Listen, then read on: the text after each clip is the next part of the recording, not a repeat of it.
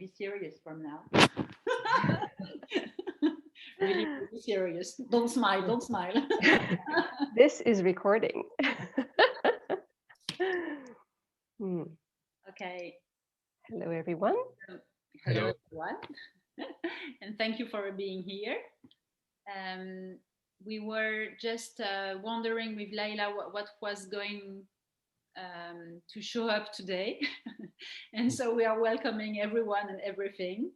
And I can say that our goal, our intention was to say that just after the training, we all come back home we in our familiar environment and with lots of information, with a real discovery of generative coaching, with these two beautiful Steve and Robert trainers. And sometimes we can wonder what is next.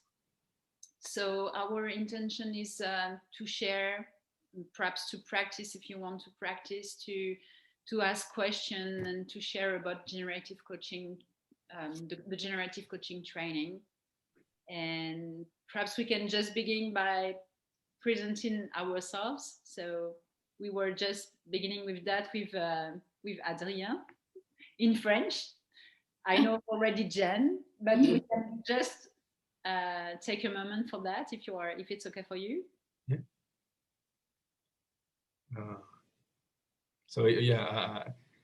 I'm Adrien. I'm from France, near Paris, in the south suburb.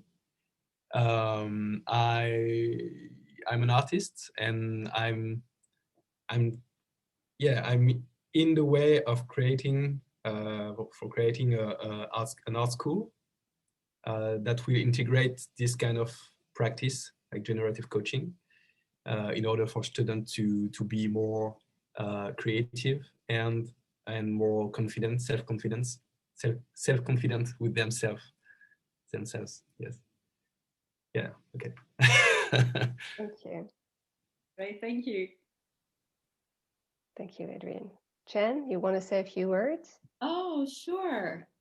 I'm a therapist, a longtime therapist that is wanting to transition to generative coaching, which is sort of like a soft robe that fits my worldview and what I came into the world with and what I want to offer most. So I am a supporter and collaborator with a lot of artists, and I'm also wanting to create coaching spaces for artists post-COVID. So that's one of the things. I'm also really interested in truth and reconciliation movements around the world. And I'm hoping that I can integrate these ideas into that work as well. Wow, thank you, Jen. Thank you, Jen. Well, I can say a few words too. So I'm Laila, I'm French. I am a corporate trainer and a generative coach.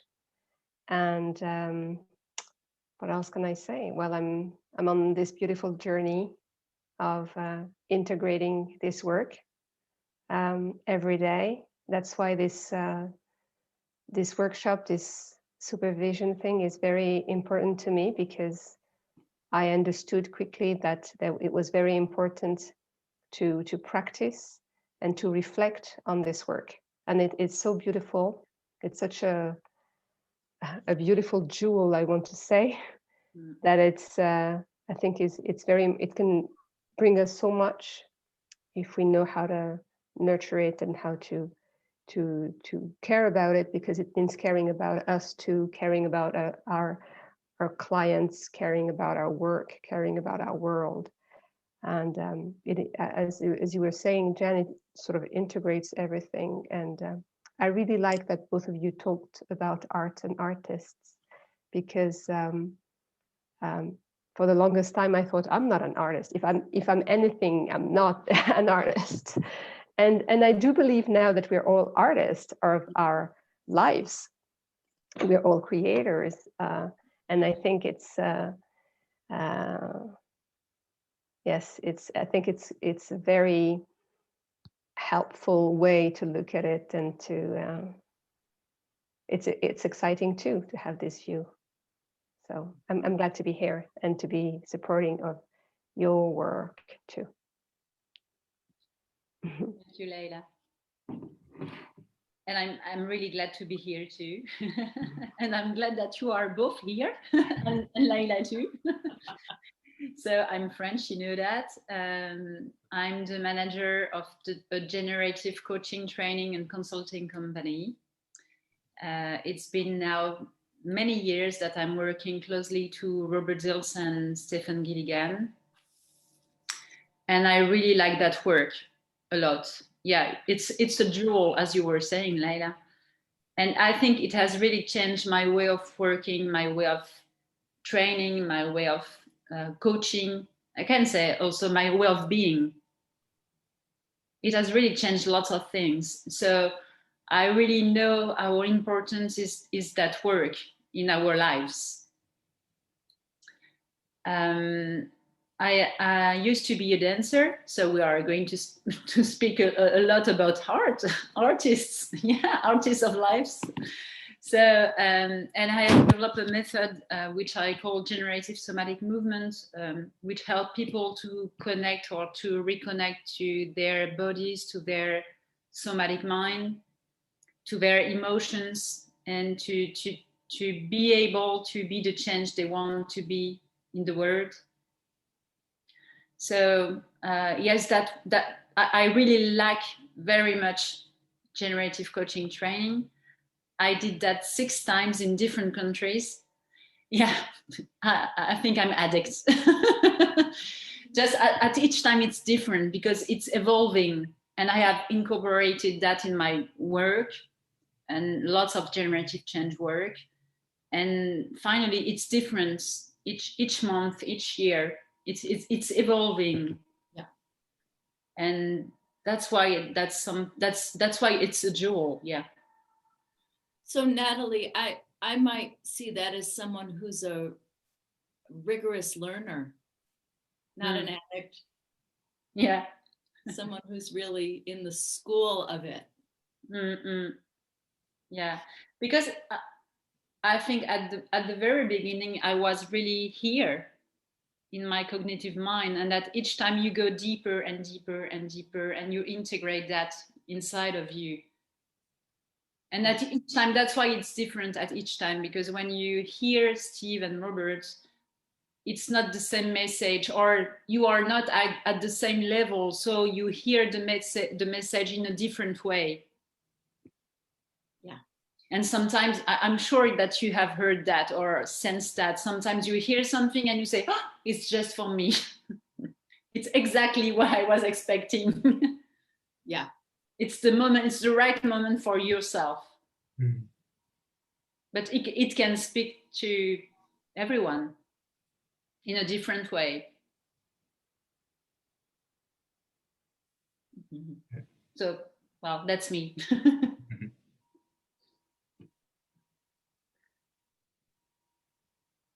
Yes. So perhaps you want to, do you have question about generative coaching, about the 6 steps, or is there something you want to share, a practice, a coaching, or what else? Everything. Well, I appreciate, I just want to put out there that I appreciate what you said, Leila. I'm practicing with practicing every day. And so I'm putting these into my daily, I'm putting the steps into my daily practice, but I know I'm making it up and sort of using it in ways that make sense to me based on as much as I understand right now. So I would love to, so that's why I showed up, because I'm cultivating this practice. And I want to do it in community, and I want to learn more about how people are using it for themselves. Yes. Thank you, Jen. Thank you, Jen. And perhaps we can just begin with a global coach state together. So it could be some words, some guidance from you, or a somatic movement. What is coming to you? What emerges?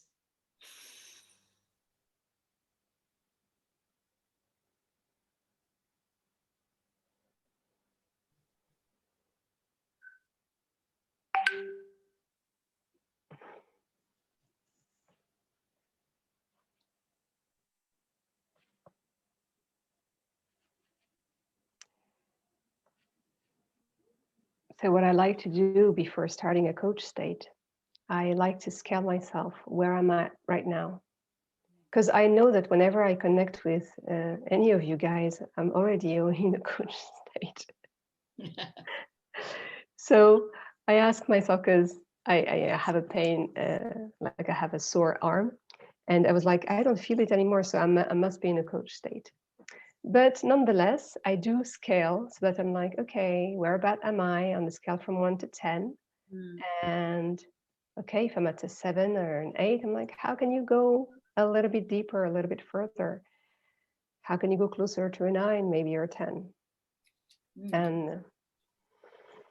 And sometimes you just need to ask the question to sort of like go there, you know, how can I go? And there you go. So like your answer is kind of registered.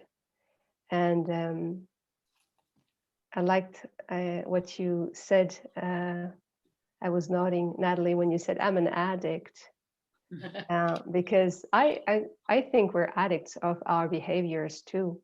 And I think with this practice, we're trying to become addicts of this generative behavior so that we are more in that state where we can welcome everything. So what I usually do in order for me to get a little bit deeper is that I just ensure that my feet are on the ground and I sense them, the soles on my feet, and I like to imagine roots going down to the center of the earth. And as I breathe up, I can just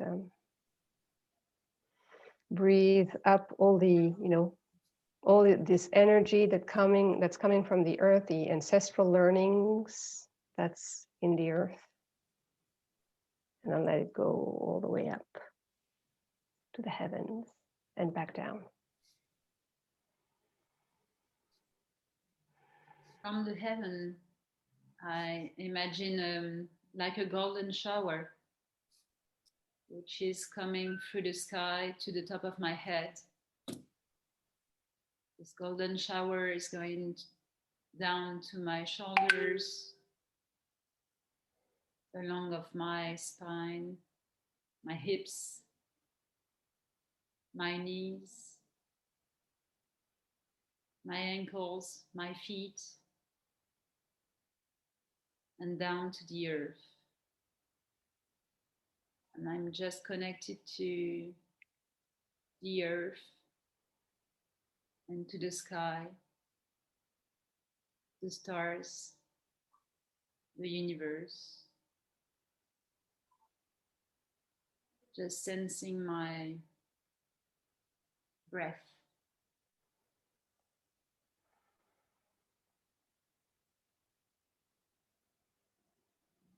And just taking some deep breath from my belly. Breathing and breathe out. Slowing down. Up the hips.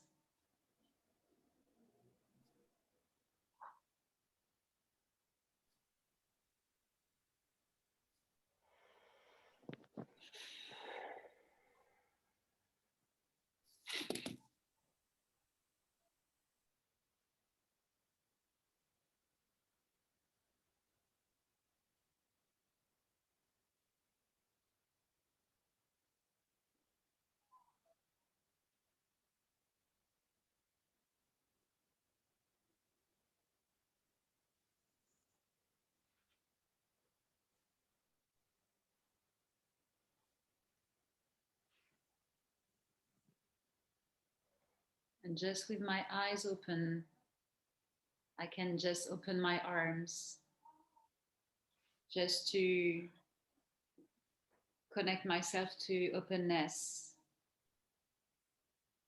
open to give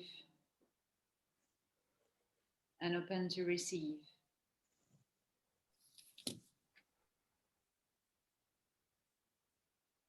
Breathing and breathe out, and sense that you are opening.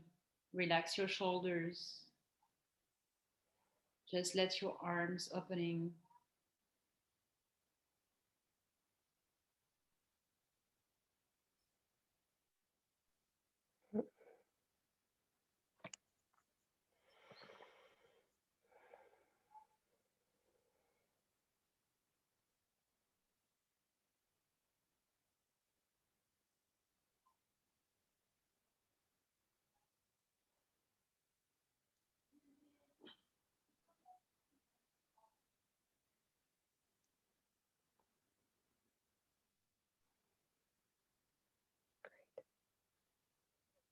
All right. Thank you.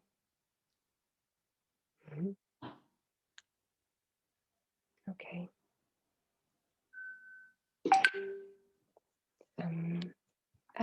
I don't know. Maybe somebody has their WhatsApp open on the computer. Yeah, it's me. I'm just quitting. Sorry. That's okay. Sorry. Okay.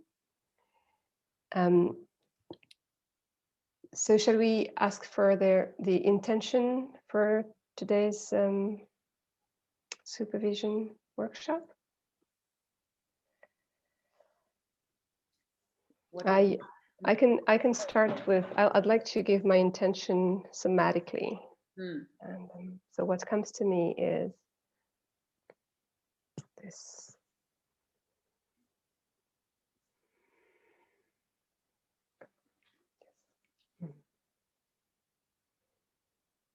It's really about holding the space.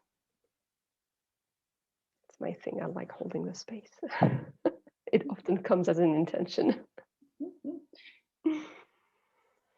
Thank you, Leila. Thank you.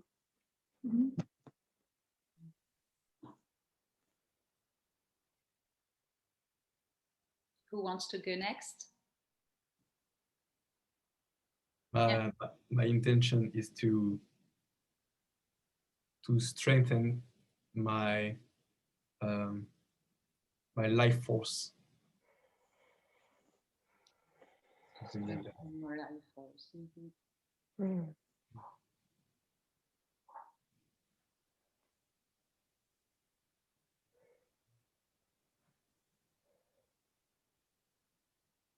Beautiful. Thank you. Thank you. I see the warrior inside of you. in this gesture. Oh no, I was taking in Adrian's beautiful.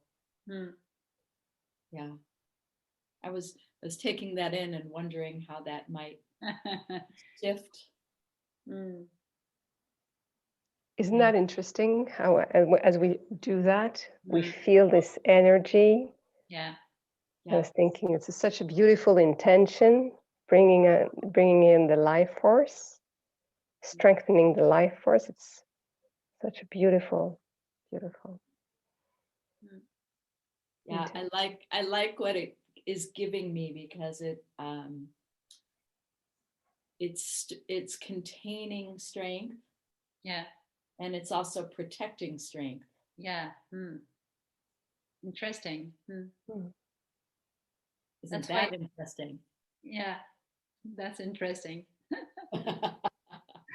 That's why it's really important to experience the somatic gesture, because the meaning or what we sense can be totally different. Yeah. It depends on the day, of who we are, of so many things, finally. And the body knows things that we can't figure it out just from here. So it's that the understanding is implicit. And if we don't make the gesture, then we stay on the explicit side of the understanding.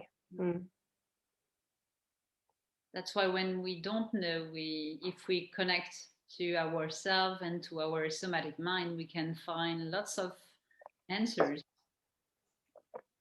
because our body knows.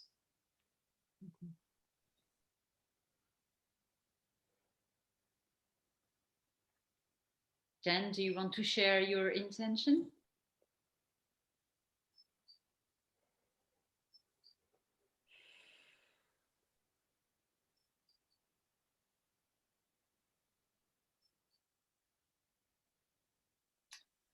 Well, it's a little strange because other people are going to be watching this, right?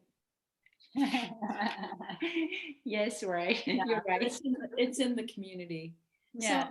So I'm going through a lot right now, and I'm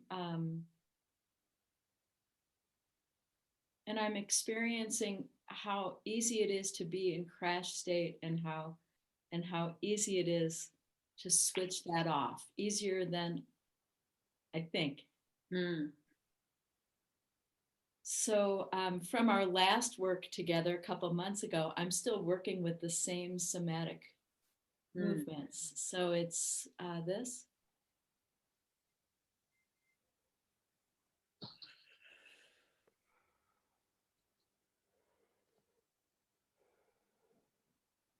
And it's this.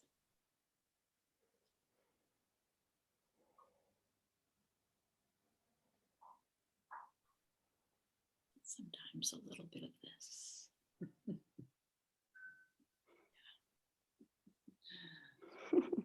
That's great. And this is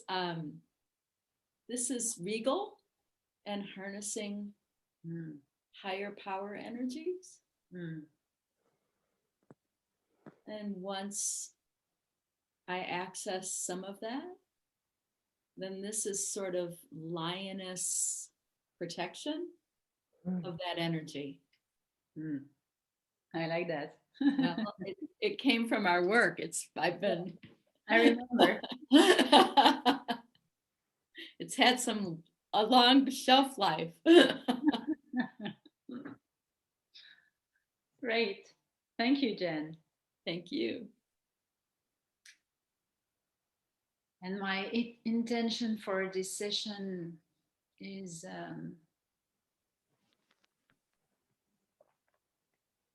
being present.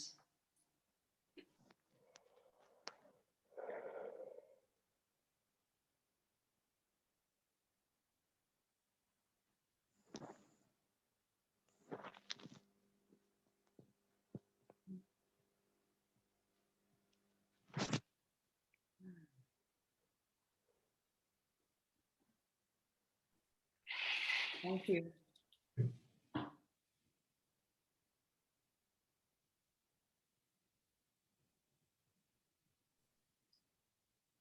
So is there something you want to, do you have any questions or something you want to share or practice? Yes, I have one. It's about, I try to make a 6 steps process every morning, but often I don't really meet the obstacle. See, there is nothing that comes to me. So I just stop before, like I do 1 or 2 steps, and then I lose focus because there is nothing happening. So what you're saying is you go to the first step, which is creating a coach field. Yes. And then you go to the second step, which is setting an intention. Yes. And no obstacle there for the moment. Yeah. No, there is nothing that I can grab. Okay. And then you move on to the third step, creative generative state. Is that it? Yes. And then the fourth, taking action. Yes. And still no obstacles. I think I don't know. Maybe it's because the steps that comes to me are not that concrete, or there is nothing really challenging. It's two solutions. One is that there is nothing really challenging. One is that there is too many things really challenging, and so but the effect is the same. Like there is nothing that I can meet. See.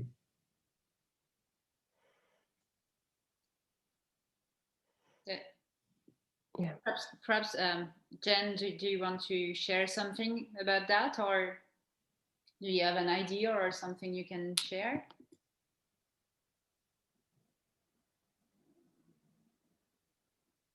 Just think it's so interesting that and I wonder what it says about you, Adrian. I want to say your name right. Yes, Adrian. Yeah, it's my favorite name. I mean, I wonder what it says about you that the obstacle doesn't show up so clearly.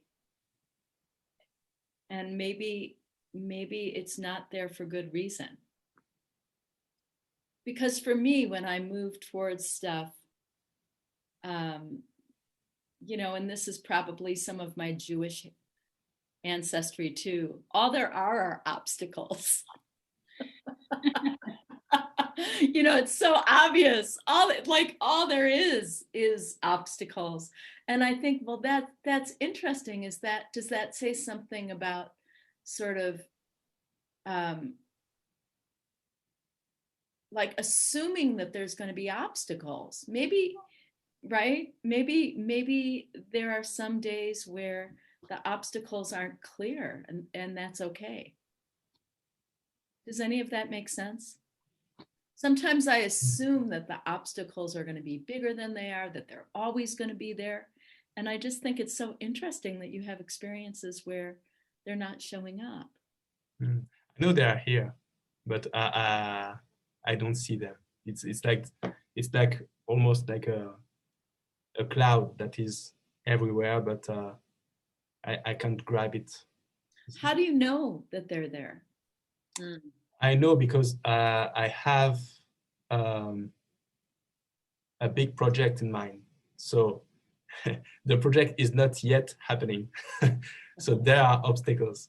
See, so I know they are here, but you see, if the project was smaller and more easy to process, it will be easier for me to have little obstacles. Okay, again, I have to do that. So here I see an obstacle, but the project is so big and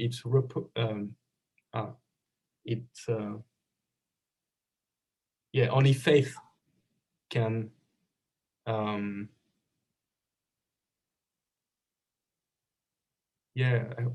it's only faith that keeps me on it, you see.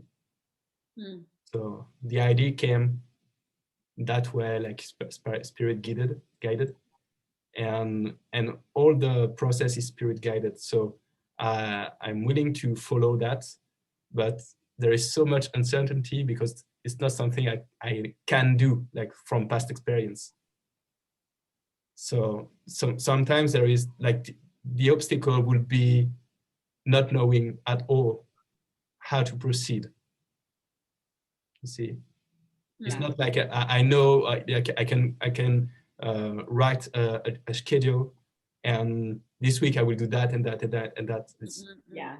It's not like that. So yeah, I'm just here and okay, I'm in coach state, but then what? Then what? Where are the obstacles? Yeah. Where's everyone? Yeah. Well, Adrian, I saw you go like this. Yeah. Yeah, like a sort of pressing down. So there's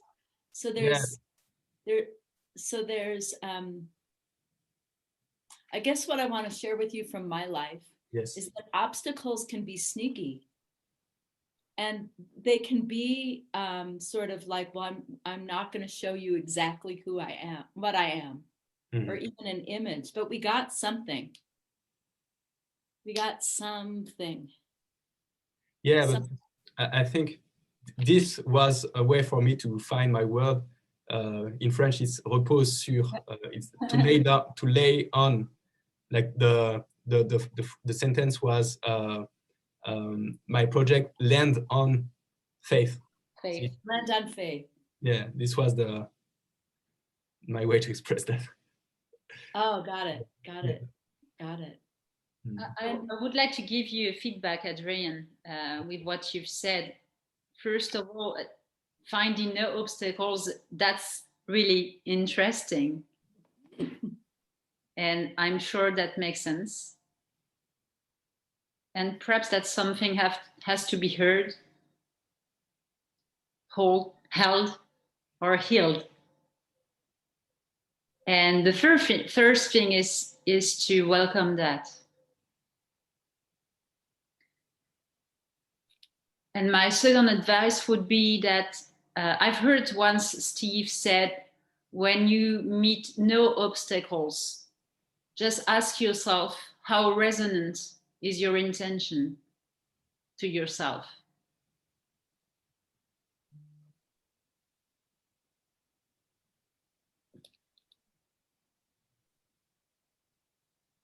I don't know if you have resonance with what I'm saying, but the question is, when I'm setting my intention, do I really feel resonance inside of me? Mm. And as a coach, do I feel the resonance with my client when he's expressing, when he's doing that statement of this intention with this somatic gesture and with the color image? And sometimes setting the intention can be longer than we think here. And it can evolve. I have the first intention that I'm able to say, and perhaps the words can be different when I'm working on that deeply with resonance, with with a real connection to my somatic mind. Yeah. Or the path is already done and everything is done. So, and the work has already been done too. So there is no obstacles. This is another possibility. Yeah, I don't know. Yeah. And I'm sure that you are really curious to figure this out. Yes, I am. I can talk about some experience I had with this with a client and with myself, actually, on my self-practice. I had this client once and she had this intention, and the moment she connected with her resources, she was able to go through the line and there were no obstacles there. So it could also be that, I guess. And I remember as well, one of my timelines of my own, like self-practice, like you were describing, the moment I would connect, it would go faster. But then again, as Natalie was saying, it wasn't like this big intention, because I had chunked it down to smaller steps. But then my question is, I want to ask this because it came to me several times. So what bothers you about that, so to speak? You know, what is it that you find, you know, oh, I don't, you know, is it normal that I don't meet obstacles? How come you ask yourself this question? Yeah, it's because it has been maybe a year that my wife and I, we feel guided to just do nothing. I do something. I go to training and that stuff, but mainly we do nothing. And it's really disturbing because we have many projects that we want to achieve, But now it's like just do nothing. And when I was starting to have a new little project, a new little thing in mind to go forward with the project, now I have COVID. So, so it's been a week that I'm sleeping. See, so it's yeah. So my job. Welcome to the COVID. Yeah, thank you.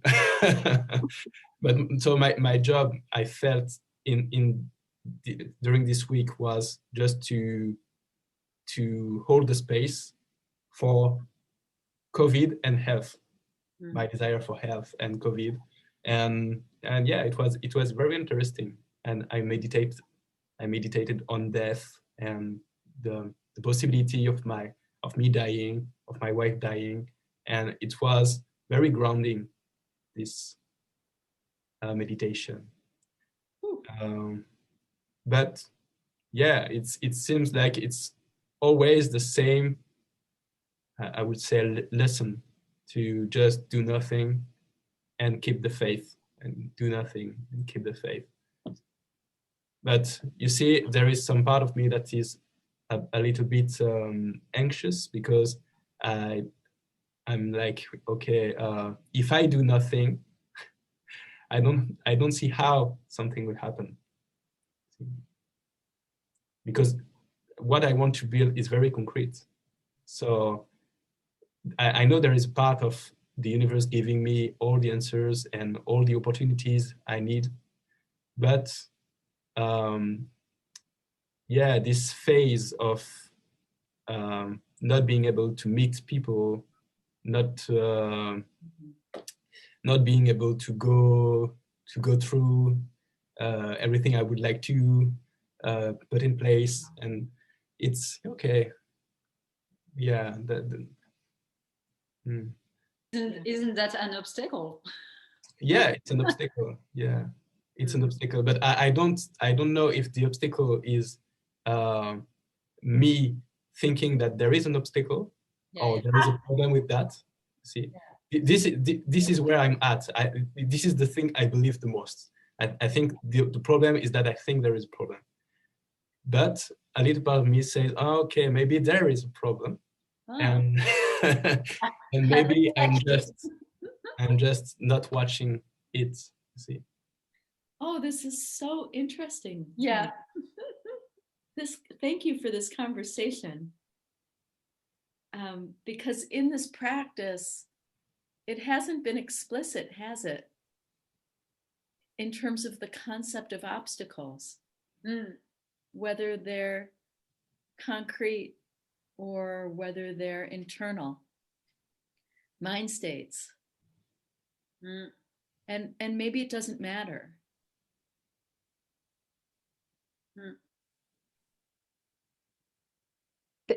Yeah. Well, they can be both. You can have external obstacles and you can have internal obstacles. Yeah. And you often have a problem when an external obstacle meets an internal obstacle. Whereas if you have an external obstacle meeting a resource, an internal resource, then you may be okay. Yeah. I have a question. I'm intuiting something. And in this work, if Adrienne was if I was coaching Adrienne, would it be within the ethics of this work to share what I'm intuiting? Yeah. Just in the conversation? Yes, of course, because that everything comes to you from the field. So you just share, and the person is really free to take it or not. Would that be okay with you, Adrienne? Yeah. Thank you for asking. Oh, sure. I'm sort of imagining weather, how weather comes in, and it's not real concrete. Where I live in Colorado, the weather's always changing. Right now, it's crystal blue and clear, but tomorrow it could be snowing. So I'm used to that like a movie set, weather coming in and out. And my sense of this obstacle had something to do with something that's not exactly tangible as a problem, but more like the weather of uncertainty. Like that there's faith, but faith is not the same thing as certainty.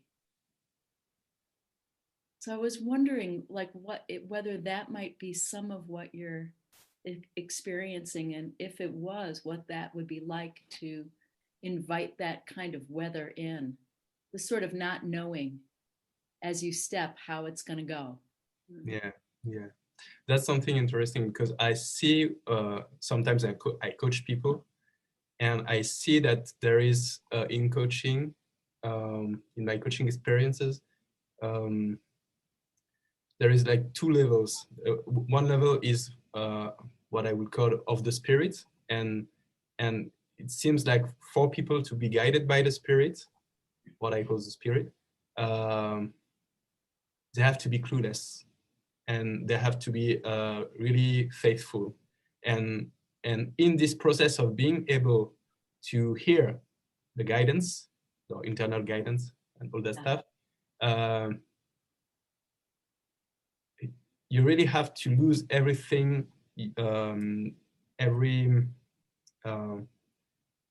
grab to past experiences. So, and there is a real deep discomfort and a big fear inside of it. But many times clients come and they want to get rid of this fear, and they want to be reassured. Yeah. So, and when I coach, there is part of me that wants them to be reassured. But I also know from my experience that these phases, and they can be long, they can be a year of losing the sense of orientation. Yeah. But I know these periods are also learning periods to be able to go past the ego mind or the judging or controlling mind. But there is always this moment of questioning, or is it still right for me, like, to be disoriented that way? Yeah. When I have a friend of mine, it has been 3 years of disorientation, and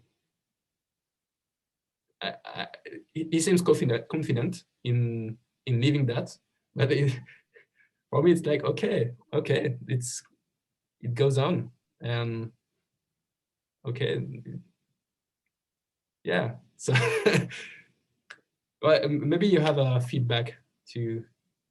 Yeah, I just would, what emerges when you're saying that is that the thing is, I think the main thing is that we are mainly in fight with our obstacles, or in flight or freeze, and taking the time to welcome the obstacle is really, can be longer for some people. It depends on the obstacle, it depends on you, on the period, on the time. So the first thing is to welcome, but it's something really difficult. If just to share an experience, I'm working in health coaching, and I'm working with people with cancers. And so there is always, we say, a sense to the illness. But when you need is not the right word. When we are speaking about welcoming your cancer, it's really difficult for people, and it can take a lot of time before being able to follow their healing path. Yeah. And they can't follow their healing path before having welcoming the obstacle.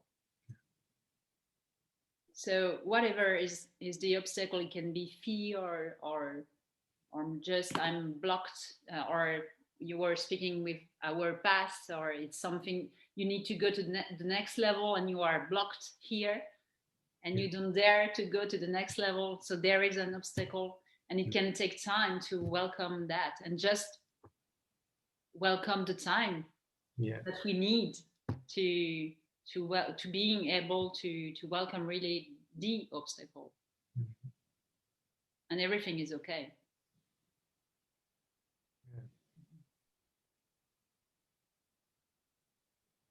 I see in this process that what like the generative coach faith is that faith, the faith, the faith of generative coaching is that I'm sure it makes sense. It's like a little kind of prayer of, okay, whatever is happening, I'm sure it makes sense. It's like, yeah, okay. That's why I was reminded that to you. Yeah. Yeah. Yes, they're called the mantras. Mm-hmm. That's interesting. Yeah. I'm sure it makes sense. Just what Lali just said. Yeah. Maybe something is trying to heal or be heard or be held, and then welcome. What came to me was two things. Well, first thing was, Houston, do we have a problem? Is there a problem? If there's the problem, if there's no problem, there's no problem. If things are, clients come to us when there's a problem, and they also want something. Sometimes it's hard for them to utter it, to say exactly what they want. Sometimes, as Natalie was saying, it's a whole session, maybe more. So I always ask myself, what came to me was, is there a problem? And then what is it that you want? In terms of when you go and see a client, it's different here because we're talking about this self-practice. But as long as there's no problem, it could be there's I want to think that it could be there's no obstacle for now. It could be that the obstacle is hidden because it's a deep obstacle that's going to hide and find every possible hiding place, so that they are not going to be seen or heard or dealt with or transformed into a resource. Can you imagine? That would be terrible. So it could be that. It could be just, for now, I always try to, people are not necessarily ready for, everything like every day. So it's also, there's a question for me of maturity, of maturing that. That's why I was speaking about resonance with the intention. Because when you really go deeper inside of you and you are setting your intention, and that's why I was asking you, how resonant is your intention? How does it really resonate with you, within yourself, when you are saying the words, when you are doing the somatic gesture, and when you are seeing the image? How is it resonant? It is resonant, like a lot. Perfect. And I keep the same intention mainly. I think I know what I want. That's for sure. For sure. That's what I can say. I see that. Yeah. So now I'm not sure how to go there, but yeah. And there are obstacles, but obstacles are not always on the line I go in the process, you see? Yeah. Oh, what a surprise. Not always on the timeline. Not always, no. Yeah. Not in your face. You again, what? Yeah, that reminds me of a few self-practices that I did, and it was kind of close to what you're sharing here, Adrienne. I was doing my timeline, and then my thing is taking action. Like I have it's hard for me to figure out in my self-practice taking action. And so I use this, the bridge of belief, and I move forward. I move myself forward to like 5 years or 10 years from now when I've achieved my goal. And I turn back and go and say, and give advice to the young Layla, or present Layla. And then what comes to me then, what comes to Layla 10 years from now is, you're doing exactly what you need to do. Just keep on going like that. And sometimes the other Layla is pissed off. I'm telling you, tell me something, what I need to Yes. So then I know I'm not in a coach state anymore. Yeah. Like, Yeah. okay, but if I trust the process, if I trust the field, if I trust whatever comes, then it all calms down. And and sometimes I think for me it's also a part of, we live in a world that's been saying that this part of our brain can fix everything. It can understand everything and then fix everything and know everything. It cannot. And we're not doing this kind of work. And the world is obviously changing. COVID has changed a lot. And we live now in a world we couldn't even imagine 2 years ago. And we don't know what it's going to be like in 2 weeks from now. So it's interesting that this COVID is kind of like teaching us a new way of being, a new way of thinking. And I have the feeling that the world is really changing that way. And so we need to change with it. And some of us are more like, okay, I'm going to trust the process. I'm going to trust my feeling. I wanted to do that thing. I've got COVID. I can't. That's interesting.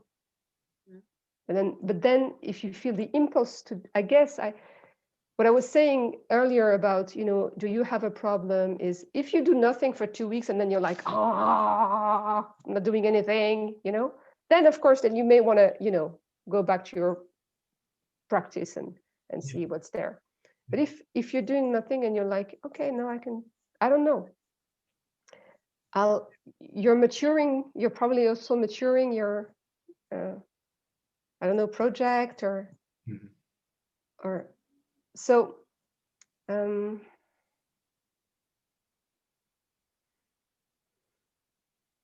What I'm saying is that sometimes, I used to do like 100 things. You know how like people say, if you want to have clients, you have to call 100 people and maybe you have one person that says yes, And when I was doing these processes, I would call one client, or I would have the impulse. In fact, I'm like, this person, I need to talk to this person. And I'll send them an email. And they're like, you know what? I was just going to talk to you. And I have something for you. That's strange, right? Yeah. I'm like, oh, I'm so lucky. And so I didn't have to make these 100 calls. So how do I explain that? I don't know. What comes to me, I don't know if you remember that, Leila, with what you were saying, is when we were in Morocco and there was, Steve was about to make a decision, and the decision was really important, and it was at dinner, and he told us, I will hold that question the whole night and we will have the answer tomorrow. And sometimes holding the question is exactly what you were saying. And the answers are coming to you when you don't expect that. And when it comes to you exactly what you were saying, you said, wow, I'm lucky. That's interesting. That's the right moment, the right answer. So sometimes holding the question, holding the project can be something good. Yes, because you could spend that much time worrying about it. Yeah. For sure. And our own state is really important when we are waiting for that answer. Because if we stay in a coach state, it's easier to welcome everything that is coming to you and through you, to you from the field and through you inside of you too. Yeah. This makes me think that maybe the most important step is to be in a coach state, and after, if there is an obstacle, we can hold it, but if there is nothing, keep the coach state and hold it too. The fact that there's nothing. Yeah. Hmm. I have some questions if it's okay. Yeah. I'm getting it. But I'm also, like, on a practical level, trying to do these steps in the morning. I've been I do a set of practices and I find that it's been interesting to do these steps to music for me, because it helps me stay in a whole different level of coach state. If it's repetitive chant music, that's been helpful. I just sort of came upon that exploring, and I feel like I sort of go through these steps lying down and I get it. And sometimes I even write it down. And then I lose it the whole day. Like I haven't yet created a practice where it's helping me sustain during difficulties during the day. And I'm going through a hard time. And it would be great to be able to carry this. So I have questions about that, and just what people's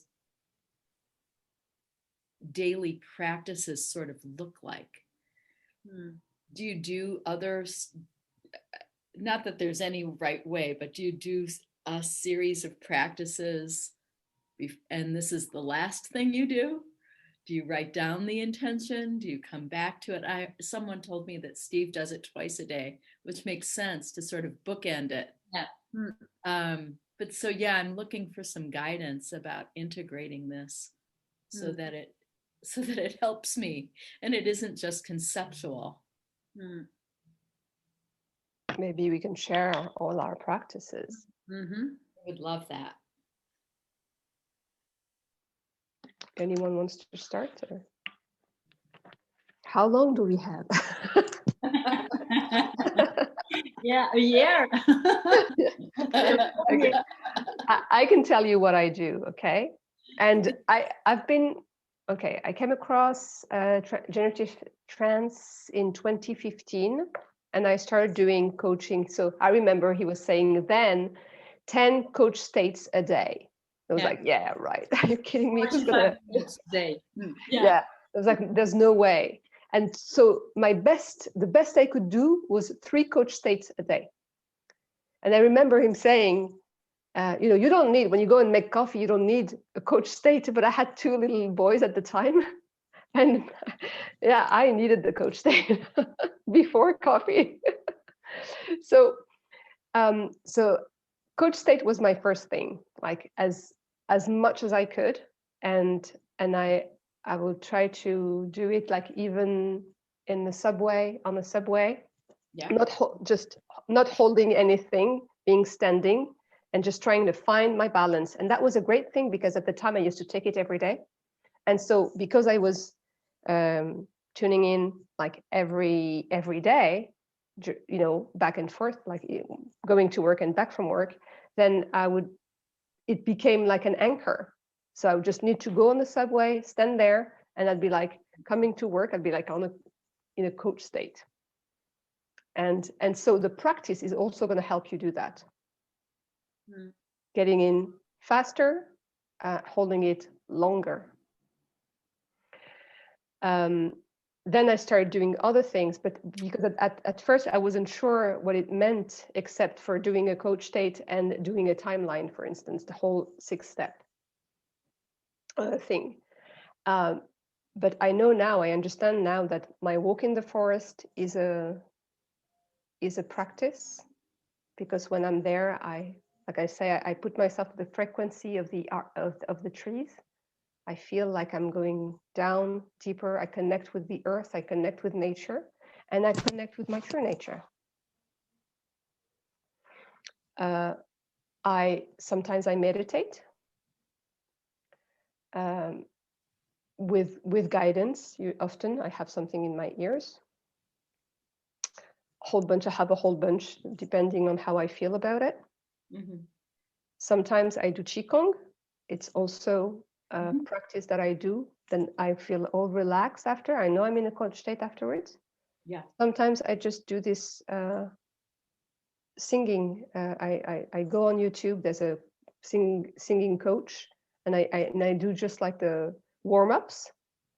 And I feel so relaxed afterwards. I'm like, I'm so in a coach state, like it's nobody's business, all right. Yeah. And sometimes I just dance, you know. I put good music on and I dance for 5 minutes and I'm like, woohoo, I'm in a coach state. Yeah, so it could be a lot of things. And the more, like my experience is that the more stuff you have, the better it is, because you can switch from one to another. You can have something handy. Can't always take 30 minutes to do my Qigong practice, but and then the more you do it, the easier it gets to get there. And we were talking about addiction earlier. We are addicted chemically we are addicted also to our behaviors. So someone who's, and so for me, it's always, okay, we have the right to also go through our, so to speak, negative emotions at times, sometimes. Sometimes I'm like, okay, I'm just going to give up because I can't get myself back in a coach state. And I'm just going to go through this and then I'll come back up. But most of the time, I try to hold it that way. Yeah, well, this is really helpful because I have a whole menu of things, and as you said that, I realized, wow, this work is really paying off. That I even have a menu. Like I have a menu. So maybe it's a little bit like cultivating. I'm sort of imagining a container, like a potter at a wheel. And so maybe as I go through this crisis, I can sort of see myself at the wheel cultivating slowly. If I can't get there, that's okay too, but that the intention is to cultivate that coach state all the time. Yeah. Because it's a filter. It's like it makes or breaks my relationship with reality. There's a lot at stake between crash and coach. There's a whole reality at stake. Yeah, that's helpful. So you started cultivating that. Yeah. And then can you talk a little bit about, or can anybody talk a little bit about their relationship in holding a timeline? When you say holding a timeline, with holding the intention? Yeah. Yeah. Because I think part of also where I've been getting confused and it's not so helpful is that I set the Hebrew word is kavanah. It's like setting an intention for the day, which is fine and good, but it isn't always connected to my timeline. So it's sort of in the air, and that hasn't been helpful. And I could see that if I could ground my intention with real world items of movement, that would make all the difference. I've been missing that part. Yeah. Yeah, setting an intention can be something bigger. Adrienne was speaking about a big project, Yeah. something really important. Yeah. And sometimes, yeah, indeed, you can set an intention just for the day. And when Laila was speaking, I was searching for something I have.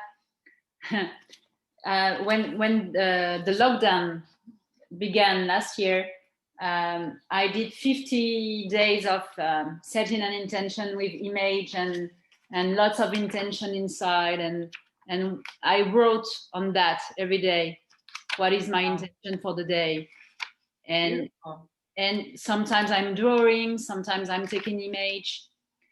You see, speaking about intention, the first time I was at NLPU with Robert Dills, and I set my intention for my life, and this is still on the wall of my at my office. So it's something you can also doing the gesture every day, having the image on your wall. And sometimes when I'm working with clients, I ask them to search for an image or some words they say, and to have that on their desk or on their computer. And then you go deeper and deeper and deeper. And sometimes you are changing the words, you are changing the image, you are changing the gesture, and everything can evolve. Well, I created, you guys see my collage? Yeah. Great. Beautiful. Yeah, So really nice. So I do have an intention for my life.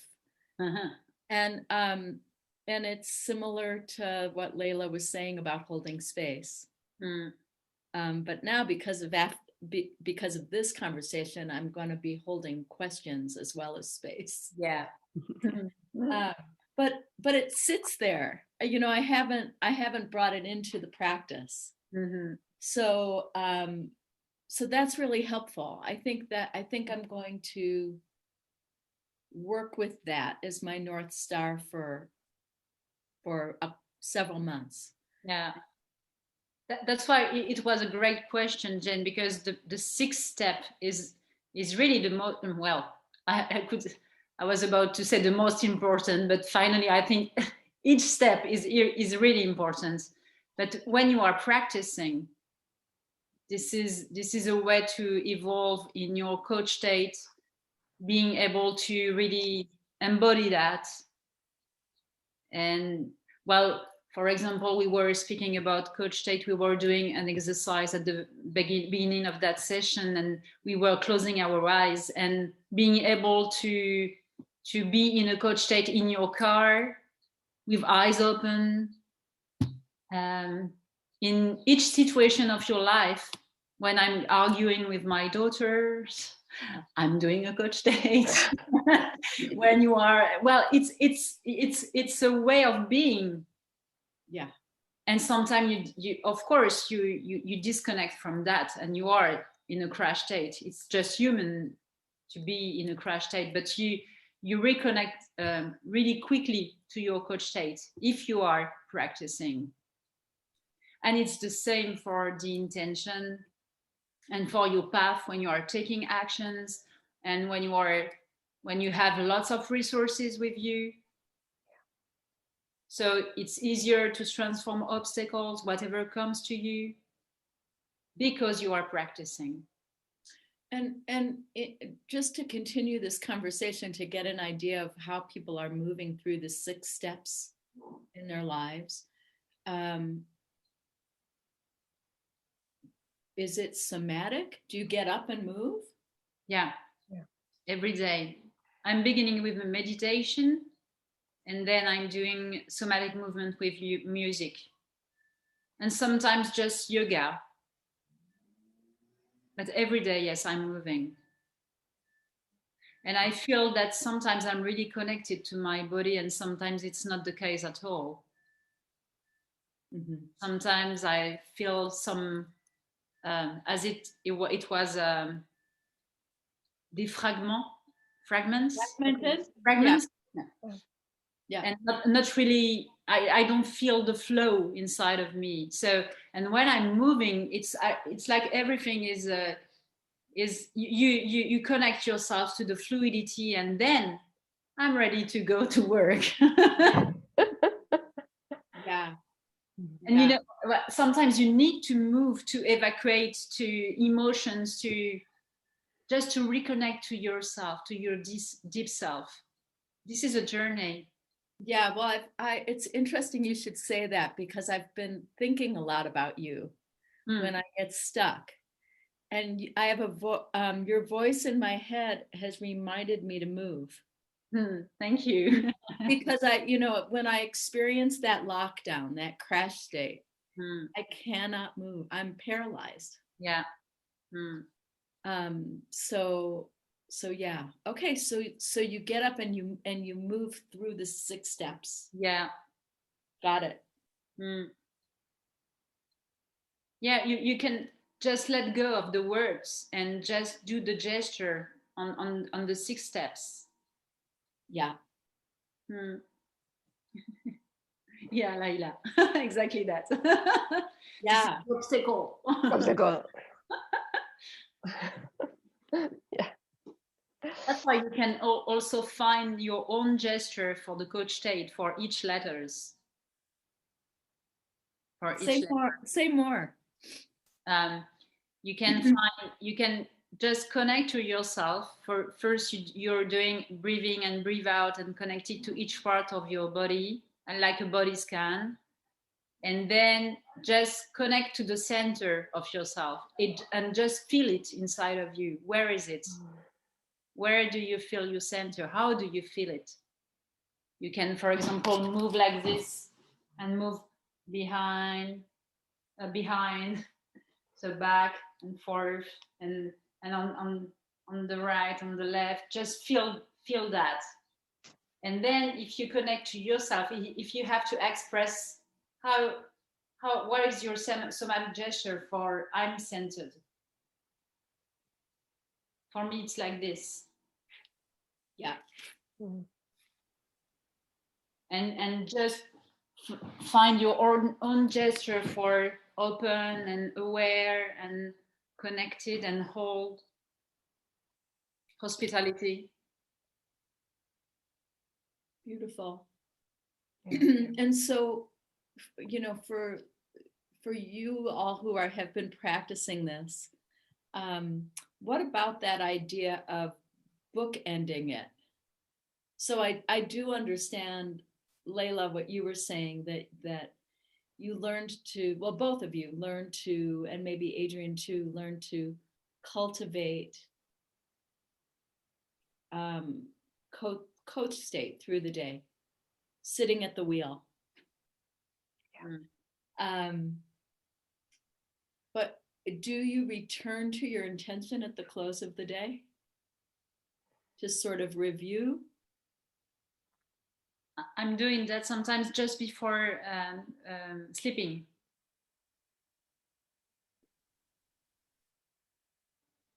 Sometimes I forget completely even setting an intention for the day. I just stay with the coach state. And often what happens to me whenever I meet an obstacle or I feel uncomfortable in my body, and I'm like, okay, what's going on here? Okay, go back into your coach state. And that sort of reminds me. But depending on what kind of week I have ahead of me, what kind of day I have ahead of me, if there's something at stake, or if I know I'm going to meet obstacles, then I do stick with it more easily because the circumstances are challenging. And at the end of the day, lying down this time on my bed, yes, I go through it and I'm like, okay, that was a good day because that happens like I wanted it to happen, or it was closer to what I wanted. But I want to say something, because you mentioned, I think, if I heard well, that sometimes you do it lying down. Yeah. And I know that Steve, and for the longest time, I didn't understand why, but he does, he says that the vertical axis is a really important thing. Yeah. So you're definitely better off doing it sitting or standing. Yeah. And if you have a tendency not to move too much or use your body, I would say even more so, do it standing. Yeah. Yeah. I sometimes I need to have back problems too. So sometimes I lie down. I'm like, I'm going to take these minutes to sort of like go through the process and stuff. And I can feel that it's not as like I kind of sense that it's not as effective as when I do it sitting or standing. But I it's still okay. It hasn't been working lying down. It's way more powerful to get up and move on the timeline. Yeah. And it gets me out of the lock to be moving on the timeline, and the answers come in the movement. Yeah. So There you go. wow, I'm just learning so much. It's so helpful. Thank you. Thank you. Thank you to you. And Adrian, do you have what are your practices so far? Do you want to share them with us too? Yeah, my practices were before generative coaching, but I've been a long practitioner of A Course in Miracles, which has a menu of meditation practices. Okay. So, and I can relate with what you said, Leila, about when the context is more demanding. It's easier for me to, my practice was meditating every hour for 5 minutes when I was at work. And I did it for many years. And it was very easy to do that at work.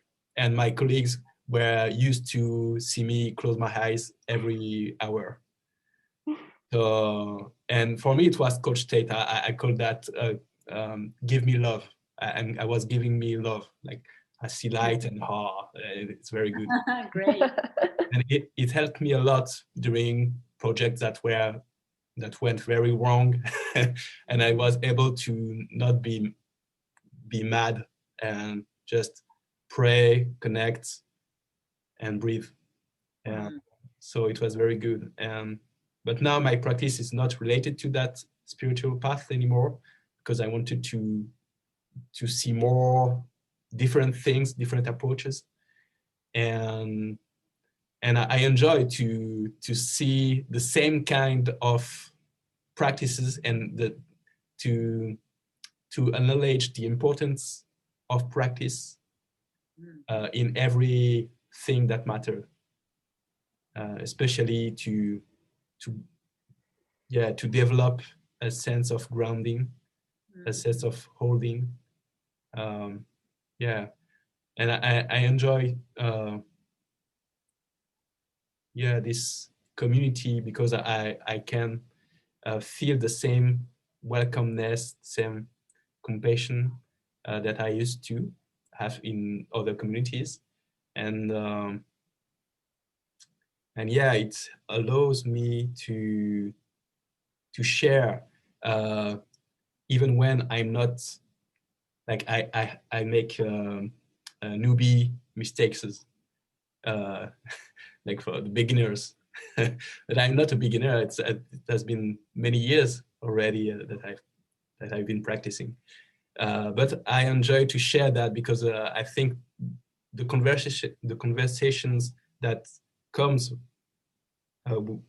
with this being open to share, like beginner mistakes, are reviving the teaching. Beautiful. Right. Yeah. Adrian, you just changed my life with something that you said. When you said practice in everything that matters. Wow. That's a game changer for me. Thank you. Thank you.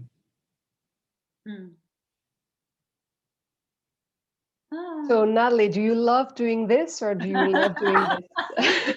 I'm wondering if I know. I'm going to do that again. Yeah. I was thinking, oh, another Zoom call, but I feel so energized. Thank you. Thank you for being here. And perhaps we can just say 5 words for what you are taking away from this session, or a gesture, or an image, or of the three.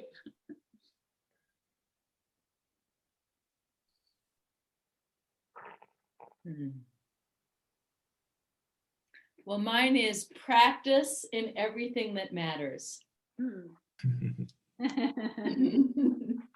Thank you, Jane. Thank you. Yeah. And then with that, I have an image of a tree. Like the trunk is like that. The trunk is like that, and it's welcoming what is given by the universe, whatever, and bringing it to the earth, to the earth, to the heart.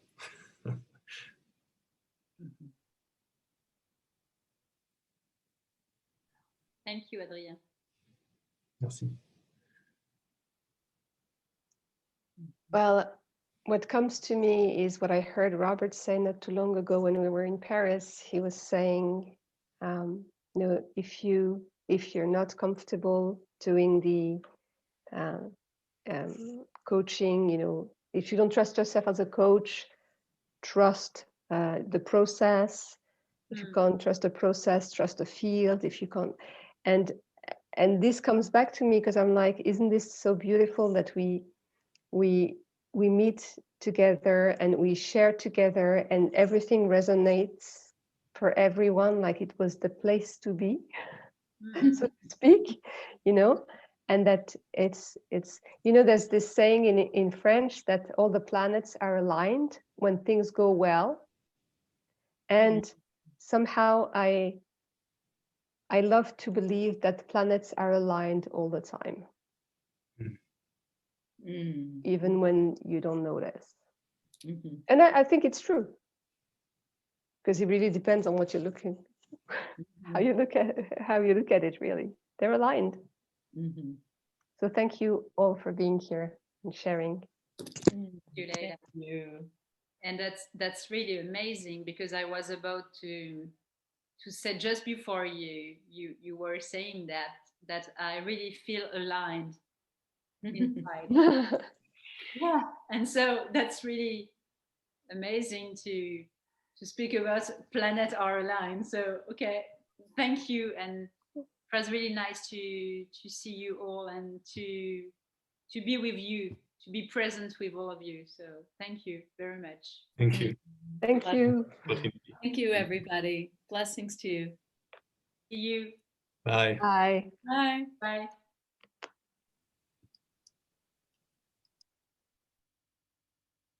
C'était trop cool. C'est bon. Attends, je vais arrêter là. Recording.